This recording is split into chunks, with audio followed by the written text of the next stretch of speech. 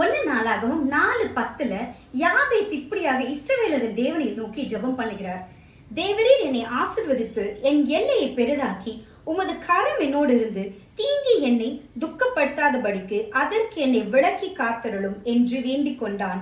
அவன் வேண்டிக் கொண்டதை தேவன் அருளினார். யாபேசின் ஜெபத்தை கேட்ட தேவன் இன்றைக்கு உங்களின் ஜெபத்தையும் கேட்க உண்மையுள்ளவரா இருக்காரு. விசுவாசத்தோட தேவன் மேல முழு நம்பிக்கையோட நீங்க உங்க ஜெபத்தை கேட்டு பாருங்களேன்.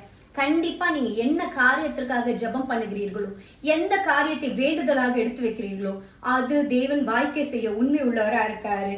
உங்களுடைய எல்லையை பெரிதாக்குகிறது மட்டும் இல்ல, அவரோட கரம் உங்க மேல இருந்து தீங்கு நாள்ல உங்களை தீங்கு துக்கப்படுத்தாதபடிக்கு அவருடைய கரம் உங்களோடு இருந்து உங்களை தீங்குக்கு விலக்கி பாதுகாக்க உண்மை உள்ளதா இருக்கும்.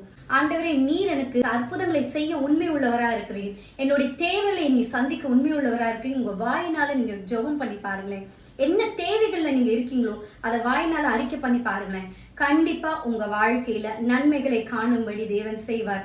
நன்மையினால் உங்கள் வாயை திருப்தியாக்குவார். நீங்கள் சந்ததியாக ஆசீர்வதிக்கப்பட்டவர்களாக இருப்பீர்கள். God bless you.